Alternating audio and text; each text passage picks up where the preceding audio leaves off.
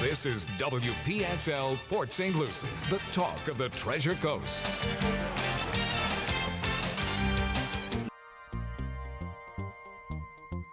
The views expressed on the following program are not necessarily those of WPSL, but you're urged to like and share them on Facebook.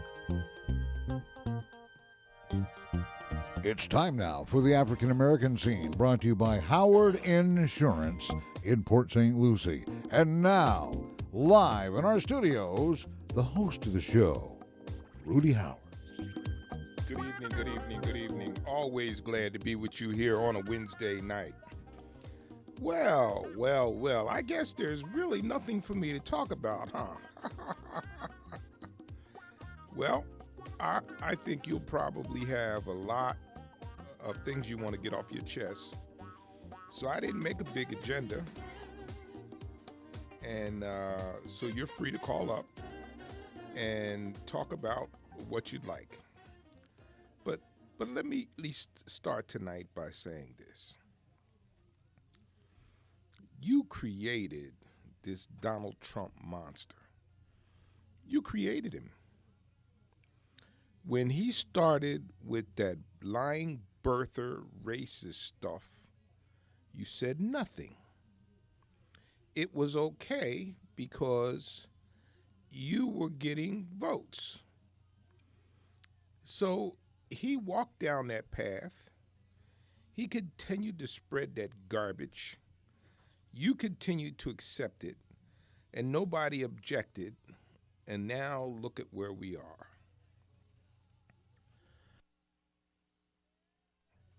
Embarrassing. And of all the things that are so embarrassing, here's the thing that really gets you. Did you know that Angela Merkel, the Chancellor of Germany, renounced this hatred that had took place in Charlottesville before our president? Can you imagine that? Can you imagine that? That's pretty disgusting. Now, I have to tell you, as you know, I'm no kid, but this is by far and away the most inflammatory racial person that I have seen in my lifetime. Now, there was probably some before, back long before my awareness, but this is really bad. This is really, really bad. But out of all that has occurred, there was a ray of sunshine for me that came out of Charlottesville. And you've heard me talk about my white brothers and sisters. There was way more white folks out there than black folks protesting the Nazis, the KKK, and the white supremacists. And that gives me hope. That gives me hope that we can come together, because those white folks were out there protesting that because they felt it was unjust what was happening, and that made me say to myself, you know what? There's a real chance that we can come together and get some things done. But I'm looking for your phone calls tonight. 340-1590. You have to have an opinion, because it's all that anybody's talked about all week long. So pick up that phone. That number is 340-1590. And what we're looking for really is your opinion. That's all, really, just your opinion. And, of course, if you don't call in with your opinion, well, then you're going to get to hear Rudy's. And, you know, one of the things, I had a power outage today. So I had done some research, and I wasn't able to print it because the power went out, so I left early. Eventually, the power came back up. But a big debate on Facebook about the monuments. And people were deeply disturbed about the monuments and people wanting to move them. And we got Ray on line 1. Yes, Ray. How are you doing this evening? Good, good. I just have a couple questions. Okay. And again, I'm certainly I have no problem with the good folks of Virginia, but the white folks that you were talking about that were out there protesting, what were they protesting? They were protesting against the racial hatred typically associated with neo-Nazis, KKK, and white supremacists. Okay. What were the white supremacists doing? Well, the first they were having a rally. They were having a rally, were they not? Well, let me just start off by saying I think they are the most vile people on the planet. And if there were an easy button and I could blow them all off the face of the earth, I wouldn't have a problem doing it. Okay. But my point I'm getting to is they were talking. They were having a rally, and they were loudly and vociferously voicing their opinion on things, which I believe, according to the Constitution, they're allowed to do. Right. But what I'm getting at is, I'm really starting to get this feeling that liberals really only have any value put on the freedom of speech is if people are saying something they agree with. Because you know what? They were talking. It was words. As vile as they are, they still have a right to speech, do they not? Well, okay. Now let's back up a little bit, because this was a 2-day event. On Friday night, they got torches, tiki torches, and they walked back and forth in front of the historically black church that was holding a vigil in there for what was to take place on the following day. And they did that, and the people wouldn't leave because they were afraid of the confrontation. So that wasn't talking. That's called intimidation. Now, what I will say to you is this. I cannot be a hypocrite. Without free speech, hell, I might still be in chains. So I am a strong proponent of someone's right to speak. But by the same token, Ray, they came there with AK-47s, body armor, helmets. So your point is that they came there for a peaceful purpose. Why do you come to talk to people with AK-47s, AR-15s, helmets, body armors, and shields? I cannot speak to their mindset. As I told you right off the bat, I personally think they're vile. But according, it takes two people to tango, the old saying, you know what I'm saying? Somebody, I don't know who started it, who threw the first punch, but there was punches being thrown by both sides.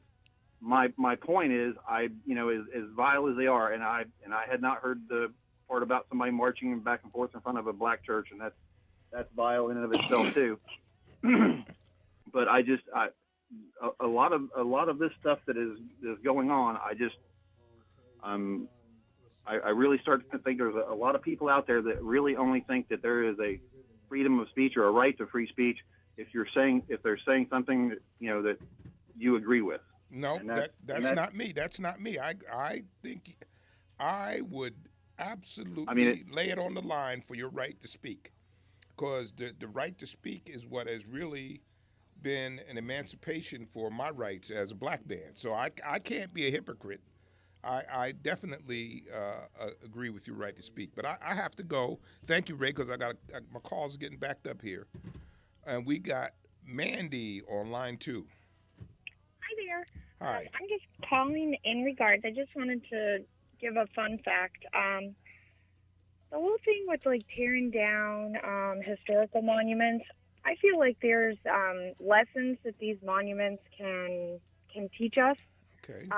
I can see the point of more or less staring at them like they're some sort of idols for slavery or what have you, but there's teachable moments. Actually, Robert E. Lee's wife Robert E. Lee did own slaves. He married his first cousin, which I believe was his third wife, and her name was Mary, and she actually was teaching the female slaves that they owned at the time to read and write. And she was an advocate for the Emancipation Proclamation. So I just wanted to add that. There's so much lines drawn. It seems like you're either with us or against us, and there's really teachable moments in history. And I just hope that we can look back on all these things and advocate for the whole world, really, to never go back, because as we know, slavery was abolished here, but it still happens in other parts of the world, such as the Middle East and Africa and stuff like that. So, well, I just would like to say this to you. Did you, in your research, discover that Robert E. Lee was opposed to monuments? He thought monuments did not allow the country to heal from the conflict that had ensued. So I did not know that. Okay, he did not want monuments built. Monuments were built long after he died. So yes. Let me just lay that out there to you. But anyway, thank you for calling. I still got some other calls here, but keep listening. Thank you. And Steve on line 3. Yes, sir. How you doing, Rudy? Okay. I'm really glad to see the whole country is really upset about a bunch of bronze statues. I know that's the most important thing going on in the world today. Half the people, by the way, that are at those statues don't even know who those people were or what they did. And if you want to get technical, we got to rip Washington out of there, slave owner, drug dealer. You can't have that as a father of your country. So it can get stupid is the point I'm trying to make. I understand your point. And, because somebody worships somebody that fought in the war, should we tear down the Iwo Jima monument too? Maybe that offends somebody. Well, my point is, let me say this to you. I think the difference is that certainly Washington was a slave owner, and Thomas Jefferson, by today's standards, would be a child molester. But they helped to shape this country. So the things, they made positive contributions toward the development of America. When people are protecting Robert E. Lee, he was a treasonous person. He committed treason. He was trying to, in essence, overthrow the government because he was unhappy with their position with respects to slavery. Now, the people on the right now are trying to tell us that it was a lot more to do than slavery. But no, it was about slavery, because slavery was the capital that was fueling America. But so there is a difference. And so if you look back, Steve, at when some of those monuments were built, after Reconstruction, and they undid the progress that black people made under Reconstruction, they began to build some of these monuments. So around 1890 and going into around 1940 or so, there was a big boom of these monuments. And these monuments were to people that had been against the natural form of government that we have today. So in any of the civil disobedience riots of the 60s and 70s, did you ever see one started over a monument? No. But yeah, my point. This is ridiculous. We have so many problems in this country. The monument problem is ridiculously stupid, and ridiculously small and insignificant. Well, we've got bigger problems right now called if it's that small, race relations, not dead people. We need to be working on the people who are still breathing, not the people that have been dead for 100 years or 200 years. So yeah, I don't get off on this peaceful protesting and that. Peaceful protesting is usually lit candles and a bunch of people marching. Well, the Ku Klux Klan did it, and all of a sudden it became a new terrorist tactic. We overreact. We should have just ignored him. That's like you in the media. You built Donald Trump because you followed him around like a puppy with a bag of milk bones. And Trump has got to where he's at because of the media promoting him. This issue is getting out of control because of the media promoting it. Why don't we once look at the media, see how the media operates, Steve, and what we see and don't see, and then make a decision whether they're useful. I think for the first time, you and I are kind of disagreeing on this because. Well, nobody's perfect. Yes, that's right. You can improve. The monument thing is has some significance to African Americans because some of those people it's like the Confederate flag. People tried to convince me, and they almost had convinced me about 4 or 5 years ago. I did a special show on the Confederate flag because I had somebody call up and say. You did it on the Confederate battle flag, which is only issued 1 year. Yeah, so the regular Confederate flag is nobody even. I bet you didn't even know what it looks like. I do, because I did the research. It's not the flag that they show now. But now let me. No, that's the battle flag. Yeah. Look at our flag in Florida. We got cross bars on it. Yeah. Shouldn't we get rid of that? Well, let me just say this. When they talked to me about that, I had a long talk one night here about the Confederate flag, and the thing is, if your argument was that the Confederate flag was part of your heritage and you don't know why that should be offensive, then why did you allow it to be abused? When neo-Nazis are using it as a symbol and the KKK is using it as a symbol, it is now no longer part of your heritage. It now becomes part of a symbol of hate. So if it was that important to you, you had to protect it, and you didn't. And so that's what you ended up with. Is the Black Panther flag, is that a symbol of hate? Should we rip that down whenever we see somebody with one? Oh, I don't know if we do. If there is such a thing, yes. Yes, there is. Okay. You know there is. Yeah, we should. So should we start going and attacking those groups because they're demonstrating? No, I remember when the Black Panthers used to come out there with shotguns and try to act all bad. Well, you know what? All these guys are just punks. If they were real bad, they'd be in Iraq or Afghanistan. Or they prison. Wouldn't be at a march with an M16 trying to look like a badass. It's not going to happen. Okay. Well, I got other calls, Steve. People, then they're scared of their shadow. All right, Steve. Hey, thanks for calling. Thanks for being a faithful listener. And we got David on line 1. Yes, sir. Was it? Yeah, David, you there? David, are you there? David, we're using the delay. You have to use the phone to hear us. See, he's not using the phone. He's using the radio. Oh, okay. We're cautious about callers like this, David. Please say something to us or we'll have to cut you off. Okay.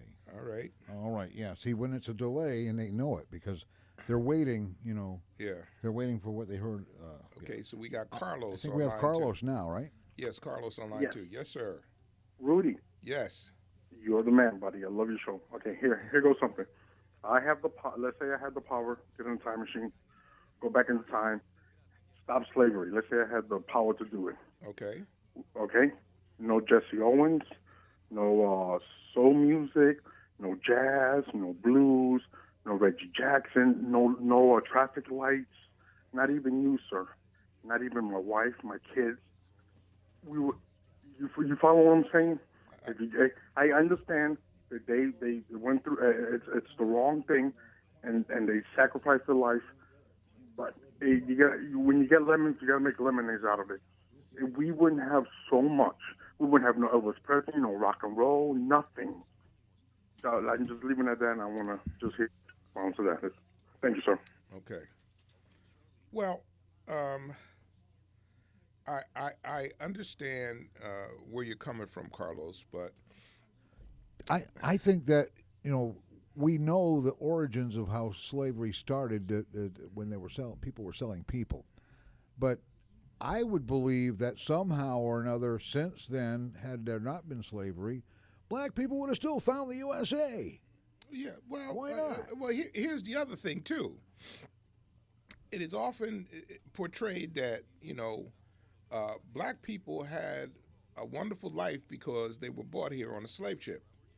Well, the circumstances upon which they arrived here was pretty damn horrible.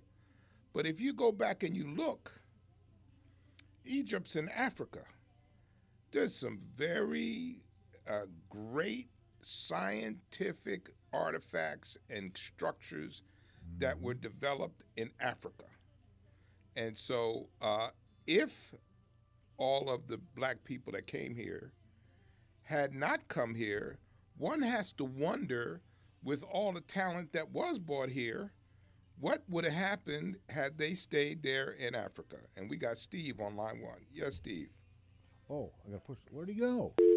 Oh, come on, Steve. Call back. Don't do that. Steve. Okay, Steve left. Okay, so one would have to wonder if all of these very talented black people that came here on a slave ship were left in Africa, I wonder what Africa would look like today. So rather than saying, there's this story that gets told as if black people came here from Africa that were just hopeless and were without any fundamentals that could help them be successful.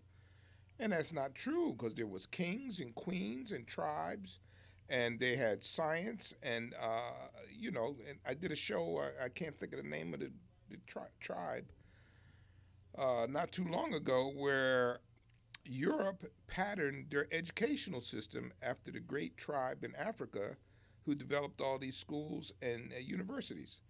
So I understand what Carlos is saying, and it's an argument. I mean, how could you not? I mean, it's hard to argue against it because you do have Jesse Owens and et cetera, et cetera, et cetera.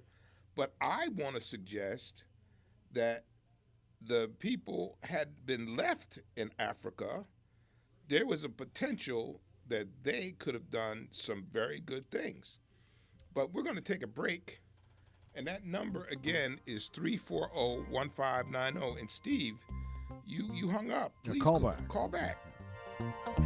Maybe he thinks that the folks that came over from Africa came for the benefits. Yeah. Yeah, that's right. He's paying for that. We'll be right back. 340-1590 for the African American Scene with Rudy Howard.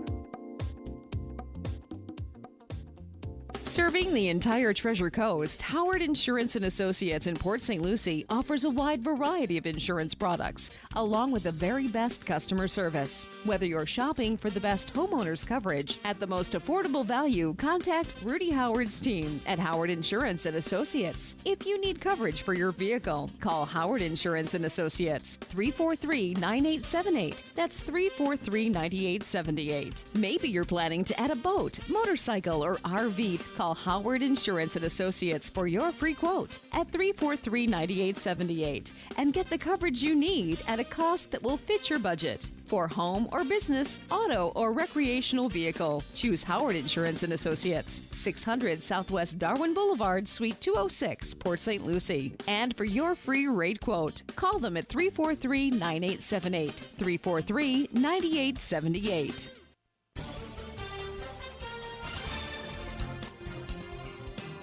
Digital 1590 WPSL presents CBS Storm Track weather. I'm meteorologist Chris Farrell for CBS 12 News. Treasure Coast, a nice Wednesday afternoon. Hot, though, mostly sunny skies with a high near 93, a 30% chance of a late afternoon shower storm. Tonight's low 75. For Thursday and Friday, a little change in weather pattern. Mostly sunny skies each day. Hot highs near 93. Thursday and Friday, and only a 30% chance for an isolated afternoon shower storm. Overnight lows near 75. At the beaches, perfect on the water, light winds and seas, no advisories, only an isolated afternoon storm. Stay in your lifeguard when you head to the water. I'm CBS 12 meteorologist Chris Farrell for WPSL Digital 1590, the talk of the Treasure Coast.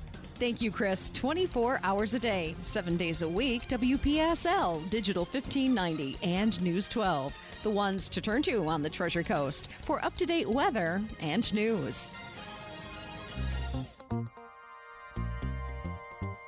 6:33 at Digital 1590 WPSL. Archives of the African American Scene with Rudy Howard can be looked up. You can Google it, but go to YouTube and look for WPSL TV, or the quickest shortcut of them all, www.wpsltv.com is where you'll find all of our archives. But now, back to the African American Scene with Rudy Howard. Let me give you some recent news here. Mike Pence is ending his international trip early amid the Trump controversy. So he's coming back here tomorrow. I don't know what that's all about, but I'm sure you heard today that several more members of the council had disassociated themselves from Donald Trump. So he took the step of disbanding both of his councils rather than to deal with the rejection. And let me give you another piece of information. The Bushes, George H. and George W. Bush, issued a joint statement on Wednesday condemning violence at the white supremacist rally in Charlottesville, Virginia, saying America must reject hatred in all forms. And that came from the two Bushes, father and son. Isn't that interesting? And we got Jay on line one. Yes, sir. Okay, how you doing, Rudy, and your co-host? I was listening to you talk to a lady that called, and I'm, just a little surprised when people talk about the rallies and all of that, or, the guns. This is a part of the intimidation factor when they bring these. Sure. That's why they so hot on having the right to bear arms, but they don't even really. If you really read that, you can understand what the bear arms mean and what was going on back then during the when they were the war, and they needed to have people bring their weapons home and bring it back when they had to go back on the field and all that. So they had to be able to carry their weapons back and forth with them. Ruby Ridge. Never talked about. You had all of these same people up there in Ruby Ridge with weapons, high-power weapons, even scopes pointed at federal agents, and the law enforcement didn't do a thing. Just like they in Virginia, they should have banned them from bringing weapons on the campus. They should have said, you just don't. If you go on a peaceful demonstration, peaceful means you don't have weapons. You don't have shields. You don't have all that paraphernalia like you look like you're going to war. That's what a peaceful demonstration is. And just like last week, you had a caller want to know why do people go out and demonstrate because of being shot by police without being unarmed and all of that. The Black Lives Matter. You want to know why? Well, I wonder what did she think about the Klansmen and the neo-Nazis, what they were doing up there in Virginia? Did that look nice? Was that pretty for her? Just something with people. They see what they want to see, and they don't take things into consideration as far as these. Statues that's all around, like this, like Robert E. Lee and all of these other people that were part of this, Confederate Army. They were all fighting against Americans. They were convicted of treason. That's what Robert E. Lee was. He's lucky they didn't execute him. The only reason why he didn't get executed was because Sherman had a little compassion for him, and Sherman was well liked because he was leading the Union Army. And, he was very popular, and so he said, "No, let's give him a pardon a little. We don't want to hang him, let him go on off into the pasture." And that's why he was not, really prosecuted the way he should have been, because he caused the lives of many, many Americans in this country. And it seems like that just goes over a lot of these white folks' head. They just don't, they can't. It seems like they got blindness when it comes to what the Civil War did to this country, because they wanted to protect, they wanted slavery so bad in the South that they would sacrifice and kill other Americans just for that reason. That's the horror of what would happen, and they don't want to deal with it. And why should somebody have a statue of somebody that's a treasonous person, you know? And it just goes on like that, and you just, you know, they like to give you history in their light. And it just goes on. It's very sad, Rudy, very sad when I listen to grown people. And we always say, well, when this generation dies out, everything will be right. Most of those people out there were in their 30s. Listen, they were young guys. I was stunned, because you've heard me and Cliff talk about many nights here that we felt that the young people were going to make all the difference. And when I looked at what I saw out there was a lot of young men out there my son's age, and that was very discouraging to me, that were with the skinheads and the KKK. None of them were history majors, by the way. Yeah. The point is that, you know, we got a lot of work to do, because we thought this young generation was going to change, going to be a difference in this country, and it was going to do away with all of the racism and all of the stuff going on and talking about going back to the past and all that. But it doesn't look that way. It looks like we still got a lot of work to do with these youngsters, and they're getting brainwashed someplace, and it's just kind of sad that and they're not poor people. They're not, you know, like they just don't have jobs. All the stuff that they were talking. Well, these are the working class white folks that don't have jobs, and they want a new administration. That's not the case. All these guys had, you know, they were able to go out there and buy these high-power rifles and those AK-47s and all that stuff. So they weren't poor, that's for sure. They probably had pretty good jobs. Yeah, they're not cheap at all. No, they had good jobs, and all of the. But what's happening is they let these people off the hook. They only arrested 5 of them, the one that committed the murder, and 4 others. But to me, if they have all of this technology with videotape and all these people that had their phones on taking pictures, they should add pictures of a lot more people, and they should round them up. They got all the access. You got the FBI. Everybody around, any kind of a law enforcement agency should be able to round up some more of those characters that did all the damage and came down there and just created havoc in that town. And it's kind of sad that they don't, you know, they didn't follow up and really do a big job on it, and you know, getting these people and putting them in and arresting them and bringing them to court. Well, one of the things, making examples out of them. That's the point I'm trying to. They got to make examples out of them, and don't think that they can just go around the country doing this. Well, I saw a thing earlier today. They interviewed this guy by the name of Cantwell, and he's a white supremacist, and he said that he expects there to be more marches, and he said people are going to die. So if anybody thinks this was just happenstance, that's what Cantwell said. And he said there's going to be some dead people on the ground as we continue on this march. And listen, you can put your head in the sand if people want to put their head in the sand, but Trump opened the door to these people and brought them out of the dark shadows. Mm-hmm. They weren't even out there with hoods on. They didn't care. They didn't care. They weren't worried about being exposed. That was the last thing on their mind. Yeah, they didn't care. They didn't care about that. They didn't care at all. Yeah. And I just want to say this last thing where is the Republican Party, the Congress and Senate? You know, they were on vacation. They should got together and had a press conference and show how, you know, they all talk, you know, each one of them have a little something to say. And Marco Rubio probably was the one that said a lot more. You know, he actually came right out and told the truth, how he felt. But the rest of them, they wouldn't mention Trump's name, and it seems like they're backing out. They just made a little statement, and I think the people need to understand they have to get on the congressmen and senators and ask them, what are they going to do? What are they doing protecting somebody like this that want to divide this country? That's not why they're in Congress, why they're in the Senate. They're not there to divide and conquer this country. They're there to serve and protect people in this country. Yeah. They have to understand if they're not, then they got to get out and let somebody else do the job. Yeah, Jay. Thank you, Jay. I got some more calls. Appreciate it. Okay. We got Ari on line 2. Yes, sir. Good evening, Rudy. How are you doing tonight? Good, good. Very nice, very mellow subject you're talking about tonight. Yeah, sure it is. Nice, laid back, calm.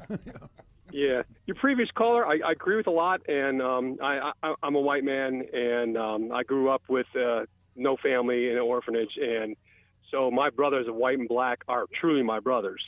And how we get along is we talk. Yep. About everything, but you got to talk, and sometimes get heated, but usually we don't get heated. Because we respect one another, and that's what we're missing. And I'm independent. I've never liked the Republican Party because I always thought that they were so full of BS.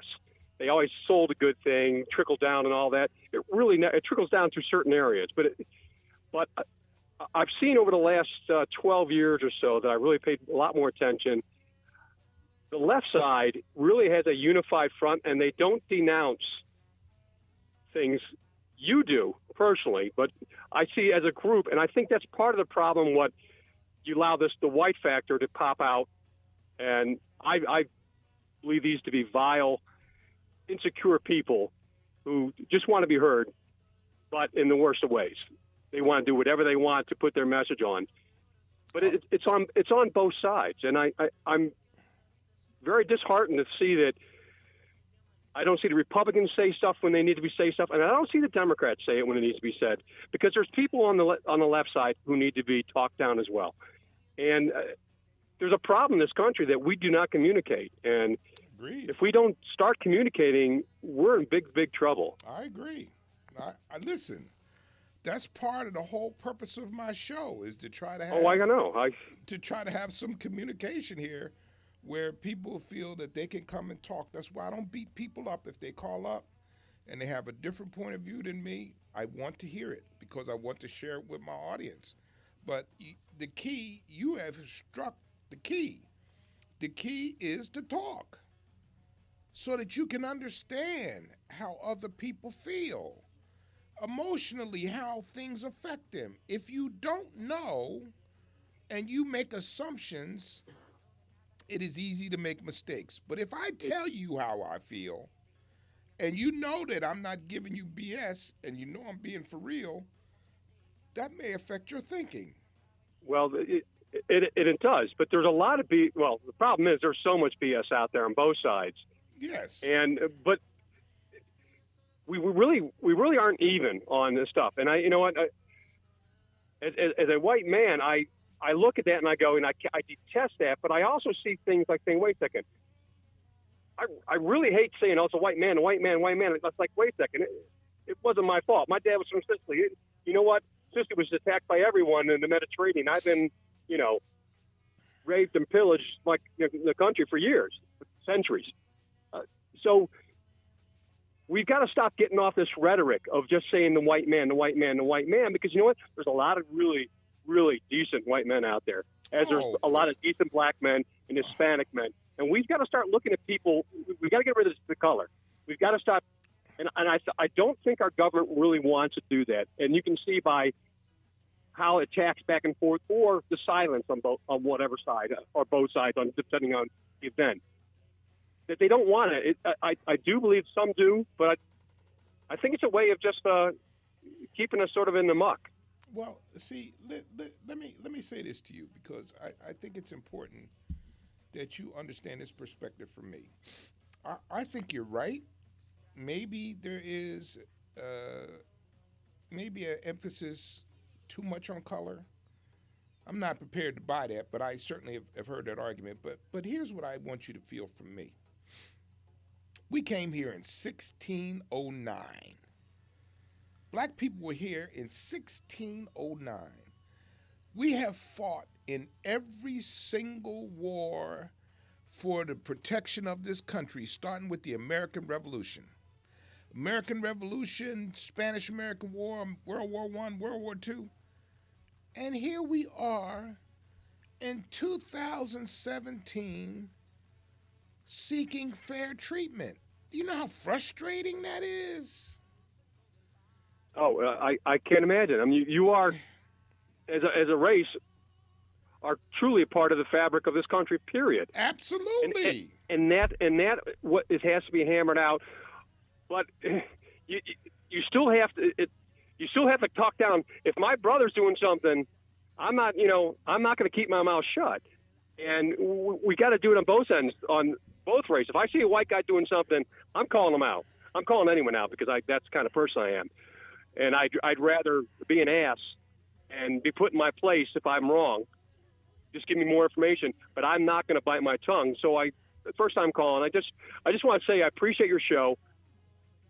Thank you very much. But I want you to know that there's a lot of people who, even though I don't see their views, I feel some of their frustration sometimes because I hear my ethnicity always thrown in there, just like you saying if you're a black man or if they use the N-word. You don't want to hear it.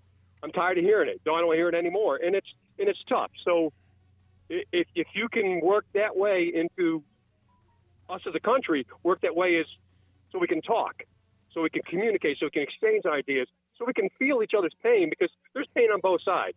Not every white guy was born into privilege. I understand. Understand. I appreciate your time. I've already taken enough of it. Thank you. Keep on talking the good talk because you know what? You enlighten a lot of people. Thanks, Rudy. Thank you, sir. We're going to take one more quick break. What a great talk that was. That's the kind of call I like. One of the first few callers of the show mentioned, and so did Ari, communication, talking. Yes. Remember what we've talked about before? Yes. You move into a neighborhood and you've got different races in the neighborhood. What do? You start a barbecue and invite everybody over. Don't make assumptions. Let's get hungry and have fun and make friends. All righty. So don't you touch that dial because we're going to be right back to close out the African American scene for this Wednesday. Serving the entire Treasure Coast, Howard Insurance and Associates in Port St. Lucie offers a wide variety of insurance products, along with the very best customer service. Whether you're shopping for the best homeowners coverage at the most affordable value, contact Rudy Howard's team at Howard Insurance and Associates. If you need coverage for your vehicle, call Howard Insurance and Associates, 343-9878. That's 343-9878. Maybe you're planning to add a boat, motorcycle, or RV. Call Howard Insurance and Associates for your free quote at 343-9878 and get the coverage you need at a cost that will fit your budget. For home or business, auto or recreational vehicle, choose Howard Insurance and Associates, 600 Southwest Darwin Boulevard, Suite 206, Port St. Lucie. And for your free rate quote, call them at 343-9878, 343-9878. 340-1590 for the African American scene with Rudy Howard. And you're not required to agree with everything on this show. I mean, your opinion is important here. But then again, if you come in here stomping and snorting like a bully, we're going to know it. We'll sniff you out real quick. Yeah, I would just tell you that it's been a very dramatic time since Saturday. And I have to say I'm very, very, very disappointed in our president. And just to show you the dynamics of what has taken place, they posted a copy of David Duke's tweet where he said, "Thank you, President Trump." And also Richard Spencer's tweet,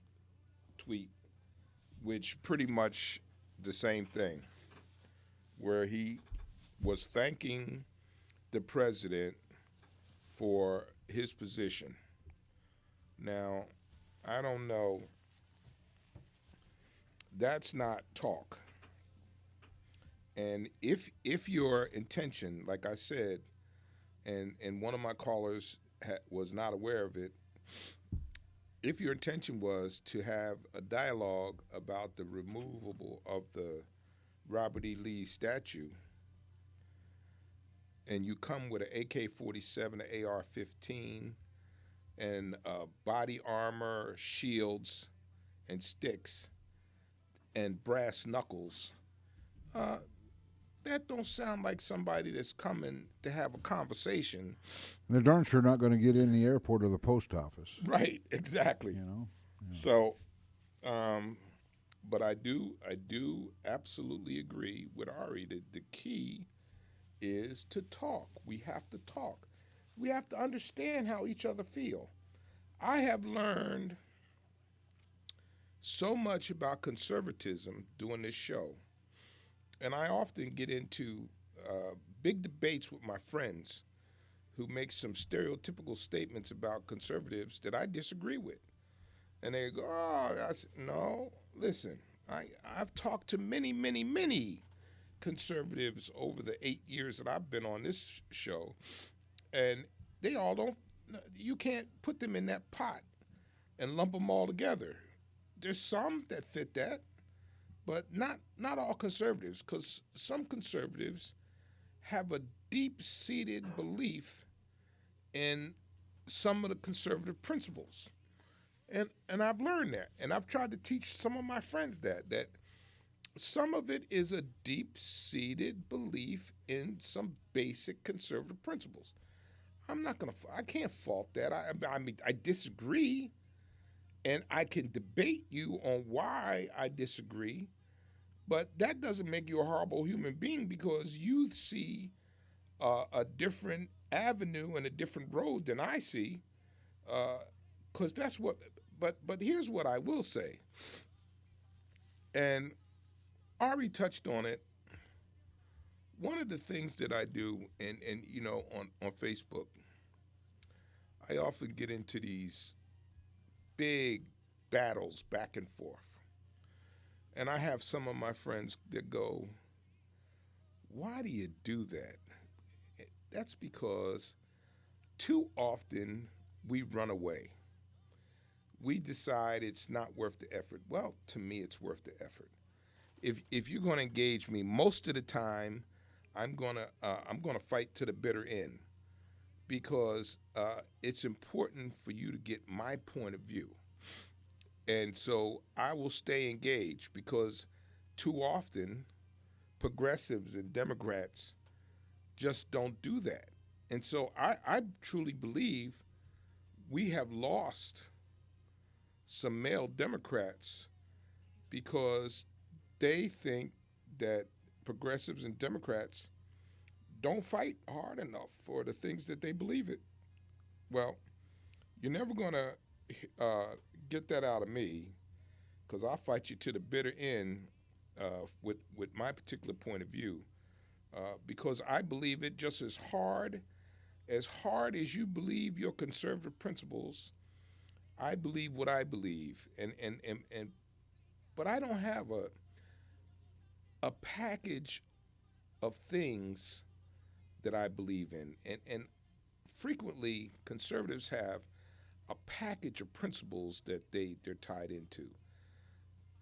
I look at things individually and match them up against my values, along with whatever research that I may do to understand it. Because often what I do is I research things so that I can gain insight into them before I form an opinion. So then my opinion is formed. I don't take my opinions from TV. I take my opinions from my own life's experience and from the information that I'm able to gather about whatever topic that is at hand. So, but I think that the key, I am truly devastated by what happened Saturday. It was just ridiculous. It could have gotten so much worse, and I've heard people talking about how the police didn't react fast enough, and I said, do you guys understand why the police were holding back? With those AK-47s and AR-15s out there, Makes a lot of sense. Yes. They were trying not to engage in armed combat. Can you imagine if armed combat had broke out? You get those guys with the AK-47s all coordinated, nobody is going to get through. Actually, the body count would be very high. It would be very high. And watch out for those body counts, because that can bring on martial law real quick. Yeah. If this stuff happens too much. Don't let it happen. I thought Americans were too smart to let that happen. Well, apparently there's, I don't know, there's like a massive stupidity spell that we're all under or something. We've become so divided, so divided, and unfortunately, people are not able to fish through the BS for the truth. So a lot of times they're stuck with what they like. I was in a men's Bible study for many years. I don't know if I told you this story before. At my former church. And I was at the Bible study, and one of the guys said President Obama was the Antichrist. What? I said, are you serious? Oh. And he said, yes. I said, oh, please. That was the end of that. So I ended up going to another church. You know, that's crazy. And listen, when President Obama ran the first time, I had somebody call up and beg me not to vote for him. Just don't vote. I said, are you kidding me? You watch, on the day of his inauguration, he is not going to put his hand on the Bible. He's going to put his hand on the Quran. You remember that? There's a repercussion for that, by the way, and it happened. We won't say any names of these locations, but one of the biggest Baptist churches in the area ever. We always dreamed about what the future would be. Well, the future of that particular church now, it's a mosque. It dried up. The money went away for some reason. It dehydrated, went into bankruptcy court, and it is now a mosque. And I'm wondering how many more churches have to turn into mosques or spiritual centers or something before somebody wakes up somewhere and realizes that something sinister is going on. That's for sure. Yeah. But you know what?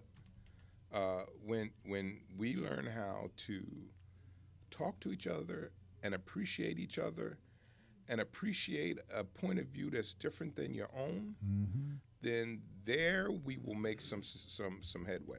It takes all kinds of people. Somebody once asked me, how come there's these kind of people and those kind of people? I said, it takes all kinds of people. It takes everybody. And collectively, as one people.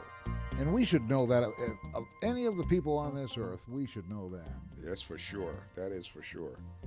Well, I have to tell you folks, I'd like to thank you so much for listening to the African American Scene. And you might not have been able to tell it, but I'm sitting up here struggling with a cold. But I made it all the way through. But I'd like to thank you for tuning in. God bless and be safe, and I'll see you next Wednesday right here for the African American Scene. Archives of this show can be seen at WPSLTV.com, which is actually our YouTube presence. When you're on YouTube, look for WPSL TV, and when you do, look for the African American Scene with Rudy Howard. And of course, tune in every Wednesday night in the 6 o'clock hour for the African American Scene presented by Howard Insurance in Port St. Lucie. This is WPSL Port St. Lucie, the talk of the Treasure Coast, where the time is 7 o'clock.